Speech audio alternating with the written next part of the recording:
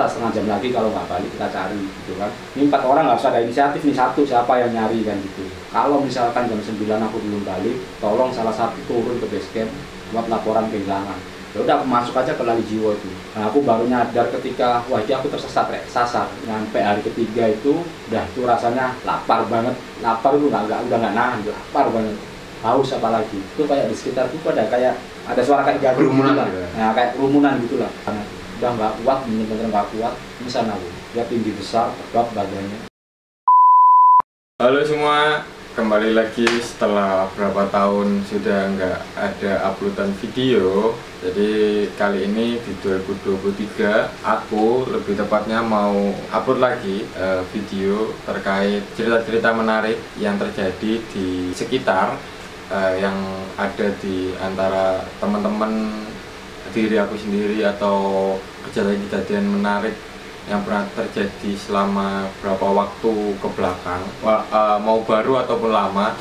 Jadi aku mau sharing karena banyak cerita yang bisa dibilang sangat menarik lah untuk dibagikan ke teman-teman. Jadi aku mau buat konten lagi untuk sharing cerita-cerita menarik seperti itu. Jadi nanti kedepannya bakal banyak cerita-cerita menarik juga kan, bukan dari aku, mungkin dari teman-teman, dari orang lain juga yang mau berbagi cerita terkait pengalaman yang mereka alami dulu lah. Kali ini aku mau sedikit cerita pengalaman dari temanku, lebih tepatnya bukan dia aku. Dia pernah hilang 4 hari 3 malam di Arjuno, Gunung Arjuno. Mungkin ini cerita yang sangat menarik karena bisa survive di alam liar itu sangat luar biasa seperti itu. Jadi aku mau cerita ini, aku mau bagikan bukan untuk menakut-nakuti atau apapun, tapi untuk pelajaran lah bagi semuanya, bagi siapapun yang suka naik gunung ataupun pergi kemanapun lah. Ini jadi pelajaran untuk kita bersama. Jadi ceritanya sangat menarik. Jadi ini teman saya, Mas Yus, teman pendakian saya juga. Jadi aku sama Mas Yus itu udah 3 tahun lah, 3 tahun naik gunung bareng. Jadi banyak beberapa gunung yang kita naiki bersama. Jadi banyak pengalaman yang bisa di-sharing juga oleh Mas Yus. Salah satunya ya yang saat ini, saat dia kejadian menghilang di Gunung Arjuno selama 4 hari 3 malam tersebut. Malam ini kita lagi bahas ini ya, soal penggiat alam ya, dari yang naik gunung atau ke pantai atau kemanapun lah ya. Dan ini mungkin ada yang menarik seputar gunung, kejadian beberapa tahun yang lalu lah. Mungkin di dalamnya itu bisa dibuat pelajaran juga buat teman-teman, bagi semua lah yang intinya yang penggiat alam lah ya, dimana kita itu bisa mengenal alam yang mau kita tuju lah gitu intinya. Mungkin mau bahas apa dulu nih? Jadi awal mula kecintaan atau kesukaan mendaki gunung itu berawal dari mana sih? Kalau awal mula ya, awal mula sekali nih ya. Sebenarnya kalau naik gunung sendiri sih mulai itu sekitar tahun 2005, 2004, 2005 lah. Tapi kalau kecintaannya sendiri udah dari dulu sih, udah dari kecil ya, dari SMP itu memang. Ini agak cerita jauh dikit ya, Nggak apa-apa. jadi awalnya dulu itu kan hidup saya itu kan di desa ya, di tempatnya lebih tepatnya di tempatnya mbah saya di Mojokerto sana, yang memang kebetulan tempatnya itu masih ada beberapa hutan. Ya, sampai sekarang masih ada sih hutannya, belum dibabat lah. Nah karena keseringan ikut mbah, sering diajak ke hutan cari kayu-kayu bakar, cari sayur yang dari bambu itu Ya. nah bung. Nah, dari situ ya, dari situ awal mula kecintaan kepada alam. Setelah di sana beberapa waktu gitu kan, terus balik lagi ke sini, ke Gresik, ada semacam merindu gitu loh, kangen tentang alam. Nah, dari situ awalnya kecintaannya terhadap alam. Awal mula itu pendakian itu di 2005. Itu gunung langsung Itu masih belum, itu masih gini ya. Jadi awal itu nggak langsung mendaki yang ke gunung-gunung beneran gitu, enggak. Jadi awal itu kan setahun-tahun segitu kan istilahnya informasi kan nggak kayak sekarang kan ya. Sekarang kan begitu gampang lah diakses, kalau dulu kan masih sulit.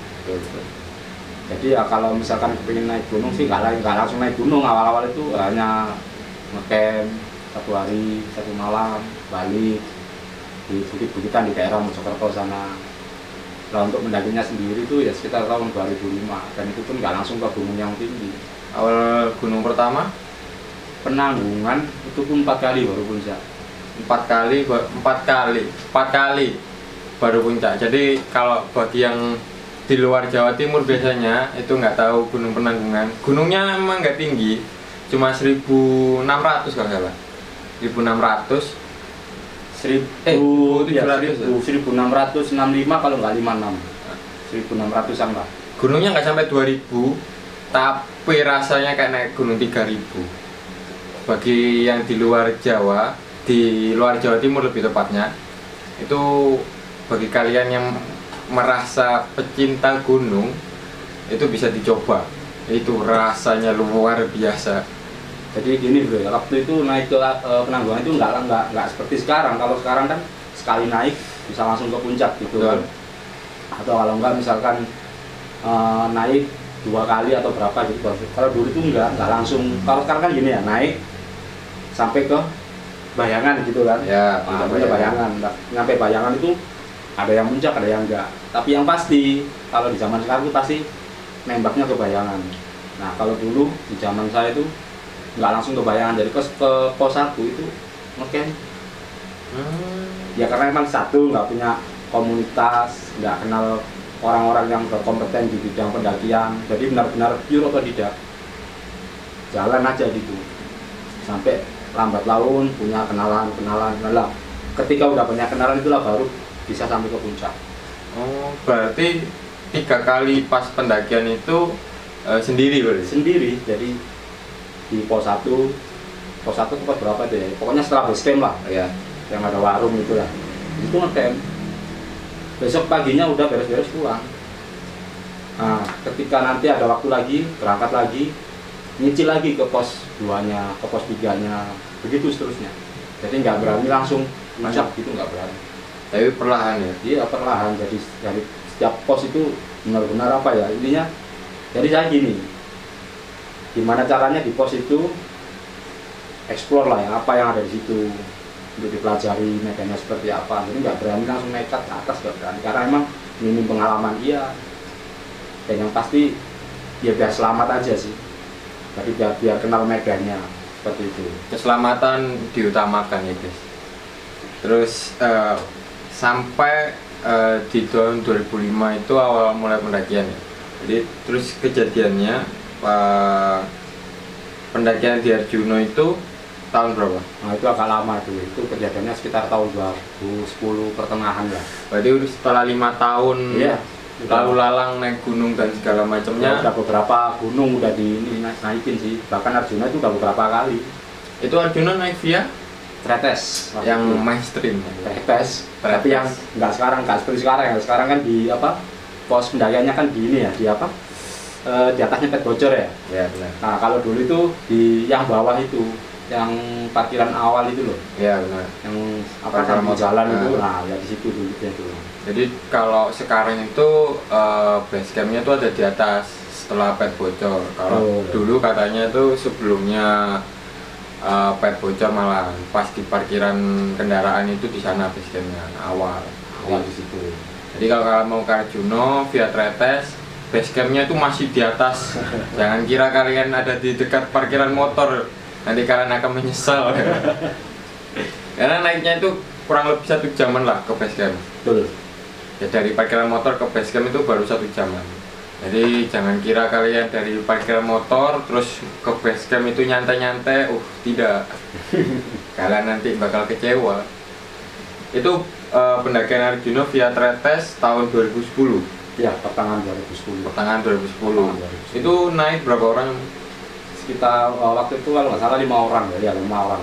5 orang. Dan suasana pendakian di sana nggak kayak sekarang. Kalau sekarang kan udah rame itu kan, di pondokan itu udah adalah berapa tenda. Kalau dulu itu di pondokan juga ada, itu aja hanya beberapa tenda itu. Tapi pendakian tahun 2010 dan berapa tahun ke belakang, kalau dia dibilang kan pendakian gunung kan mulai rame lagi kan, ya. Di atas 2015an lah, itu udah mulai rame lah, nggak seperti dulu gitu. Bedanya pendakian dulu waktu 2010 sama sekarang ya, tahun-tahun belakang ini tuh perbedaannya apa sih yang signifikan? Ini bicara dari apa dulu? Dari medannya, treknya, atau dari orang-orangnya, atau gimana nya? Dari orang-orangnya. Kalau orang-orangnya itu jelas jauh beda mas ya. Jadi gini, kalau 2010 itu kita naik, itu rasa apa ya? Rasa solidaritasnya. Terus satu contoh gini lah, ketika kita di campground gitu ya. Yeah. Kalau sekarang kan nyampe di campground, kita bangun tenda, kita masak, udah masak, beres semua, kita makan, tidur. Nah kalau dulu itu biasanya masih sempat ngobrol sama pendaki yang lain. Kadang kita bawa kopi, kumpul-kumpul bareng. Nah dari situ kita saling mengenal, saling dekat. Itu bahkan itu orang lain, kita nggak kenal sama sekali. Nah kalau sekarang kan lebih kayak apa ya, semacam individual gitulah. Kelompok lah ya, terkelompok gitulah. Jadi mungkin sapa menyapanya saat mendaki, saat summit itu beda sama dulu, itu beda jauh ya. Benar, emang tapi ya masih ada lah rasa. Tapi ya wajar lah ya, namanya juga pasti ada perubahan pasti ada. Jadi waktu kejadian itu naik ke Arjuna 5 orang via Tretes, niat pendakiannya berapa hari? Waktu itu kita targetnya itu 3 hari 2 malam. Kita hanya target satu puncak di Arjuna aja.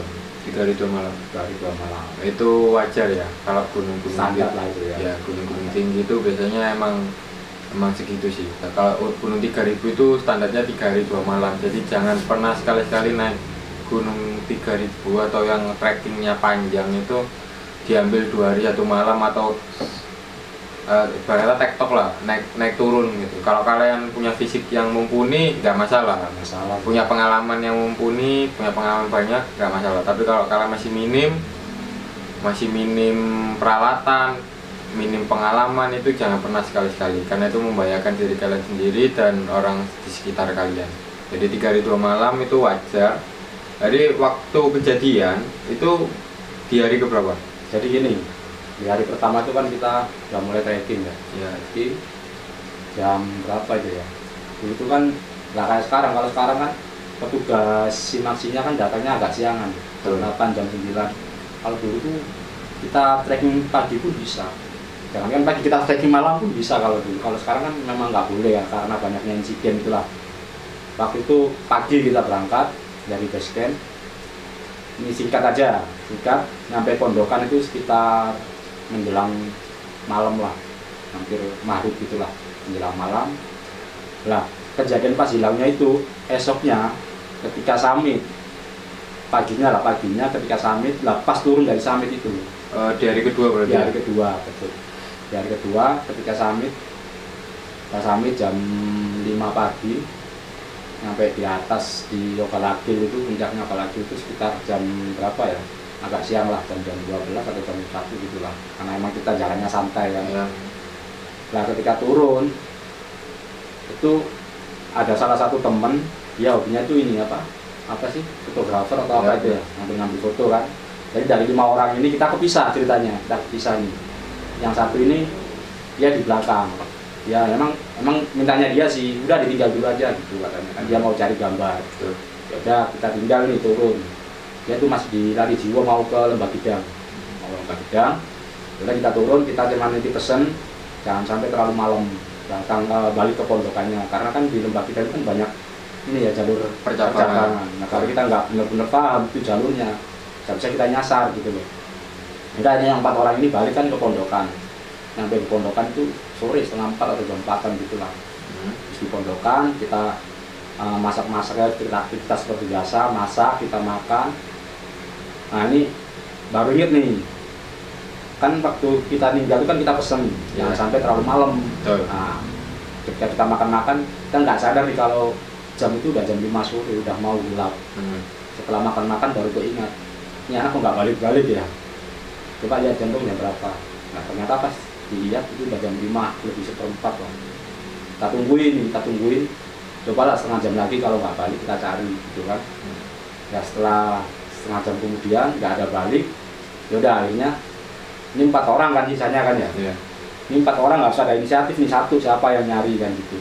Ya udahlah, akhirnya saya ambil keputusan saya mau keluar nyari, yang 3 orang ini masih di tenda. Nah pas keluar nyari itu nggak tahu kenapa saya itu kepikiran mau bawa daypack aja gitu kan, karena memang waktu itu dingin, udah dingin kan, tahu sendiri di pondokan seperti apa kan dinginnya kan. Itu udah gelap, udah mau maghrib lah, saya keluar, saya bawa daypack yang habis dipakai untuk summit itu kan. Kebetulan di dalamnya itu masih ada apa, sleeping bag, karena kalau kita summit itu selalu bawa sleeping bag gitu buat persiapan minimal 1 lah, buat jaga-jaga kalau di tengah-tengah jalan ada yang kedinginan atau apa, atau mungkin orang lain yang sedang butuh lah gitu kan ya. Jadi kebetulan di daypack itu masih ada perlengkapan termasuk P3K, ada sleeping bag, ada cemilan. Ya udahlah, aku bawa cemilan tambahan sama bawa air. Aku berpikirnya toh kalau misalkan ketemu dia pasti dalam kondisi kelelahan, kedinginan, itu udah pasti. Minimal ada pertolongan lah, ada sleeping bag buat ngangetin badannya kan gitu. Dan juga bawa snack, juga bawa beberapa minuman, 1 botol besar itulah, sama botol kecil itu aku bawa. Dan ini balik ke Lembah Kidang sampai balik lagi ke Lalijiwo. Oh ya, sebentar. Sebelum kita ke pondokan, waktu kita di Lembah Kidang itu ada 1 tenda di Lembah Kidang. Tapi kita nggak kenal ya, siapa itu nggak kenal. Pokoknya ada 1 tenda, tapi di situ udah nggak ada orang. Entah itu masih di puncak atau ke tempat yang lain, nggak tahu. Pokoknya ini sepi lah, kita lewat aja. Nah habis itu ini udah nih ya, udah nyari nih. Nah ketika keluar tenda aku pesen nih sama 3 orang temen nih, kalau misalkan jam 9 aku belum balik, tolong salah satu turun ke base camp buat laporan kehilangan. Wah, wis kabeh misu-misu lancuk gitu. Kati pamit ilang aja sih. Biasa ya Surabaya ya. Bisu ya aku biar hari lancuk kati pamit ilang. Udah antisipasi. Ya namanya orang kan antisipasi lah ya, antisipasi. Barangkali nanti jam 9 aku nggak balik, silakan turun ke bawah, salah satu atau 2 orang turun ke bawah buat laporan kehilangan. Itu aku bilang gitu, nggak tahu kenapa ya, kayak entah itu udah kerasan entah apa nggak tahu. Tapi yang jelas aku sendiri sih antisipasi itu harus. Ya, gitu. betul. Antisipasi itu harus, daripada nanti ada apa-apa terus yang di tenda cuma nunggu sampai pagi, konyol kita yang hilang kan. Ya, betul. Biar ada gerakan cepat gitulah kalau semisal memang benar-benar hilang. Dan memang dia beneran hilang ya. Nah jadi besok berangkat ya. Setelah berangkat balik ke Lembah Kidang, teriak-teriak itu nggak ada jawaban, nggak ada apa, yang intinya nggak ada jawaban lah dari temenku yang hilang tadi itulah. Lah gobloknya aku ini pas nyampe Lembah Kidang kan ada 1 tenda. Betul. Nah aku nggak mampir nanya ke situ, karena mau pas lewat situ itu tendanya sepi. Kiranya sepi, nggak ada orang, nggak tahu entah di dalam semua lagi istirahat tidur apa kan nggak tahu kan kita ya. Ya udah aku masuk aja ke Lalijiwo itu. Lalijiwo itu udah malam. Nah aku baru nyadar ketika wah ini aku tersesat sasar. Aku baru nyadar sekitar jam 9 malam. Jadi habis nyari-nyari, teriak-teriak, nggak ada yang jawab, nggak ada 1 orang pun. Terus pokoknya nggak ada 1 orang pun lah. Cuma ada 1 tenda itu pun nggak ada orangnya. Ya udah terus cari terus. Nah waktu itu kebelet tipis ini ceritanya, kan udah capek, udah teriak-teriak, udah nyari, udah dingin ya. Ceritanya ini udah tipis nih. Perasaan dulu ya, itu keluar jalur, cari tempat buat tipis. Kan ya kita nggak boleh lah ya kan kuncing di trek itu kan nggak boleh ya. Kalau bahasanya sekarang itu ranjau. Itu kurang ajar itu. Kurang ajar itu. Jadi dulu ya. Nah jadi keluar jalur ini kan, cari tempat tipis lah ya, tempat tipis. Nah pas balik, ini aku nggak bicara mistis ya. Ya mungkin meneror atau aksi kelelahan, terus nggak fokus ke jalan, entah apa nggak ngerti deh ya. Perasaan aku jalan itu ya nggak terlalu jauh loh kayak, hanya sekitar beberapa meter gitulah untuk tipis. Terus pas balik itu apa ya, kayak entah aku sing kelelahan, mbuh ya opo, intinya jalur itu nggak ketemu gitu loh. Betul. Nah itu nggak ketemu. Karena malam juga. Mungkin. Ya walaupun bawa senter tetap kan beda ya, antara betul. malam sama siang kan tetap beda. Atau mungkin juga akunya yang capek, jadi nggak fokus ya, nggak tahu lah ya. Mungkin yes itulah. Hanya ini muter aja di Lalijiwo, ini muter aja. Sampai beberapa jam kemudian itu nggak nemu jalan. Aku lihat jam 9 lewat lah. Jadi aku duduk tenangin diri. Yang penting kan nggak boleh panik kan. Kalau seperti itu kan kita harus santai. Jadi aku duduk sambil merokok, minum, makan apa cemilan gitu, makan snack. Dalam hati udah gini nih, wah ini arek mudeng di laporan mesti hilang gitu. Mbok aku ijen, mbok karo koncoku ya gak ngerti. Terus pokok intinya saya jelas mudeng di laporan kehilangan. Kurang lebih setengah atau sampai 1 jam lah ya berhenti itu. Berhenti ketika apa dirasa suasananya udah membaik dan balik jalan lagi. Pokoknya intinya gimana caranya aku nemuin jalan. Kalaupun hilang jangan dua-duanya lah, salah satu lah ya. Jangan dua-duanya lah, salah satu lah. Ya udah nih aku cari jalan buat kembali ke jalur, nggak nemu. Sampai sekitar jam 11 malam. Dari situ aku bukan nyerah ya, tapi lebih tepatnya ini kalau diterusin jalan juga konyol gitu loh. Betul, malam hari. Malam kan, kita nggak tahu apa yang ada di hutan, itu kan nggak tahu bahaya apa yang mengintai kan kita nggak tahu. Udah akhirnya aku istirahat, bikin tempat istirahat dari apa? Ya survive aja apa? Kalau pengalaman survive sendiri memang nggak ada ya, cuman yang main tuh apa ya? Istilahnya. Insting bertahan itu. Insting lah, insting. Ya intuisi lah gitulah. Ya. Nantinya aku gali-gali tanah, tak kasih apa ini? Daun-daun kering itu, akar-akar ranting-ranting yang patah-patah. Nggak nebang loh ya ini. Yang patah-patah itu aku taruh di bawah. Terus pakai sleeping bag itu, ya udah aku tidur sampai keesokan paginya, berharap besok pagi kondisi udah terang kan, udah apa, nggak gelap, mungkin bisa nemu jalur. Nah di situ jalan lagi. Itu hari pertama. Ya hari pertama. Hari pertama hilang. Malam ya hari pertama lah ya, hari pertama. Itu aku jalan lagi.